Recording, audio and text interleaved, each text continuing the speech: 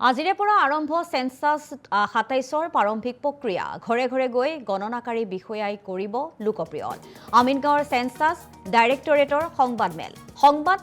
সম্বোধন কৰে ডাইৰেক্টৰ বিশ্বজিৎ পেগুৱে ডিজিটেল মাধ্যমত সম্পন্ন হ'ব লোকপ্ৰিয় ব্যক্তিৰ তথ্য সম্পূৰ্ণ সুৰক্ষিত আৰু গোপনীয় হ'ব বুলিও উল্লেখ কৰিছে এই সংবাদমেলত সেন্সাছ 27ত নিযুক্ত কৰা হ'ব ৭৩,০০০কৈ কৰ্মচাৰী লগতে ৰাইজক শুদ্ধ তথ্য দিবলৈ আহ্বান জনালে সঞ্চালকগৰাকীয়ে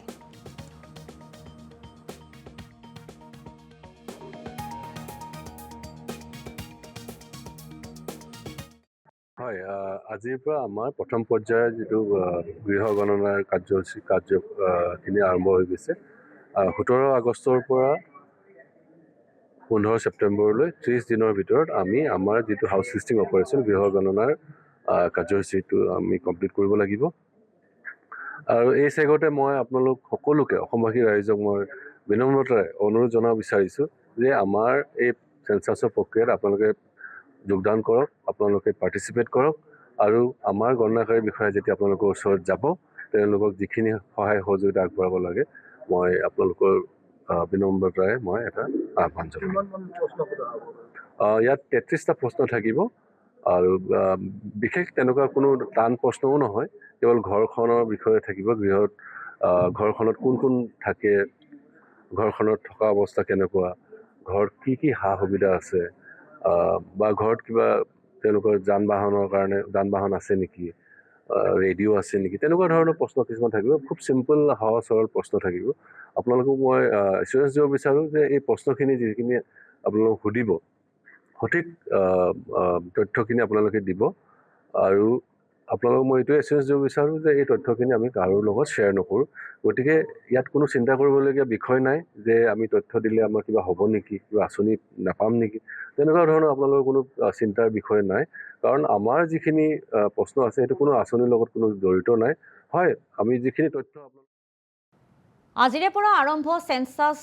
২৭ৰ প্ৰাৰম্ভিক প্ৰক্ৰিয়া ঘৰে ঘৰে গৈ গণনাকাৰী বিষয়াই কৰিব লোকপ্ৰিয় আমিনগাঁৱৰ সেন্সাছ ডাইৰেক্টৰেটৰ সংবাদমেল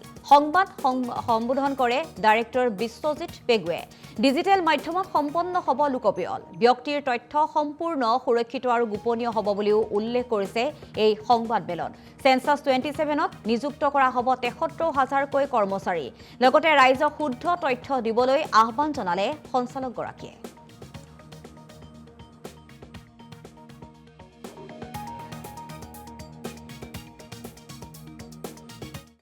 হয় আজিৰ পৰা আমাৰ প্ৰথম পৰ্যায়ৰ যিটো গৃহ গণনাৰ কাৰ্যখিনি আৰম্ভ হৈ গৈছে ১৭ আগষ্টৰ পৰা ১৫ ছেপ্টেম্বৰলৈ ৩০ দিনৰ ভিতৰত আমি আমাৰ যিটো হাউচ লিষ্টিং অপাৰেশ্যন গৃহ গণনাৰ কাৰ্যসূচীটো আমি কমপ্লিট কৰিব লাগিব আৰু এই চেগতে মই আপোনালোক সকলোকে অসমবাসী ৰাইজক মই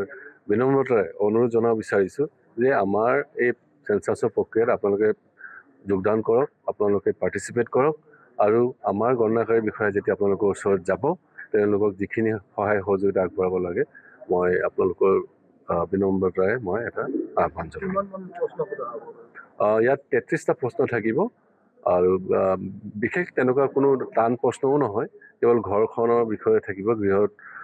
ঘৰখনত কোন কোন থাকে ঘৰখনত থকা অৱস্থা কেনেকুৱা ঘৰত কি সা সুবিধা আছে বা ঘৰত কিবা তেওঁলোকৰ যান বাহন আছে নেকি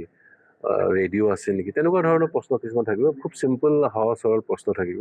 আপোনালোকক মই এছুৰেঞ্চ দিব বিচাৰোঁ যে এই প্ৰশ্নখিনি যিখিনি আপোনালোকক সুধিব সঠিক তথ্যখিনি আপোনালোকে দিব আৰু আপোনালোকক মই এইটোৱে এছুৰেঞ্চ দিব বিচাৰোঁ যে এই তথ্যখিনি আমি কাৰোৰ লগত শ্বেয়াৰ নকৰোঁ গতিকে ইয়াত কোনো চিন্তা কৰিবলগীয়া বিষয় নাই যে আমি তথ্য দিলে আমাৰ কিবা হ'ব নেকি কিবা আঁচনি নাপাম নেকি তেনেকুৱা ধৰণৰ আপোনালোকৰ কোনো চিন্তাৰ বিষয় নাই কাৰণ আমাৰ যিখিনি প্ৰশ্ন আছে সেইটো কোনো আঁচনিৰ লগত কোনো জড়িত নাই হয় আমি যিখিনি তথ্য